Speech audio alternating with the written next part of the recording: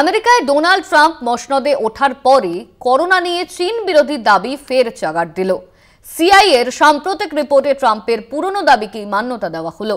দাবি করা হলো করোনা ভাইরাস গবেষণাগারে তৈরি প্রাকৃতিক উপায়ে সৃষ্ট নয়।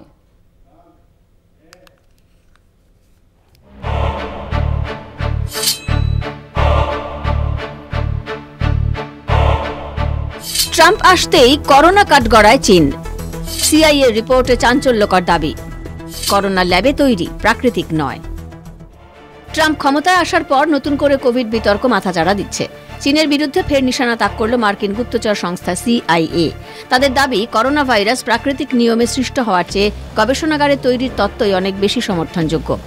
জন র্যাডক্লিফ সংস্থার ডিরেক্টর পদে শপথ নেওয়ার পরই এই তত্ত্ব সামনে আনল সিআইএ। ট্রাম্পের দীর্ঘদিনের দাবিকে মান্যতা দিতেই এই দাবি তুলে ধরা হয়েছে বলে মনে করা হচ্ছে।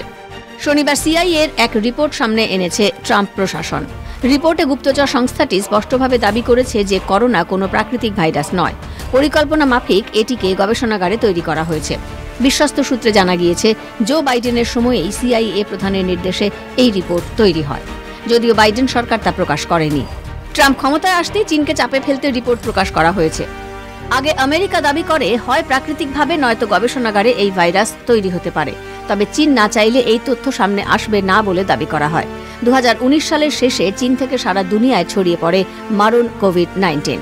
এই রোগের প্রকোপে বিশ্বজুড়ে 70 লক্ষেরও বেশি মানুষের মৃত্যু হয়। এ রোগের প্রভাব সবচেয়ে বেশি পড়ে আমেরিকায়।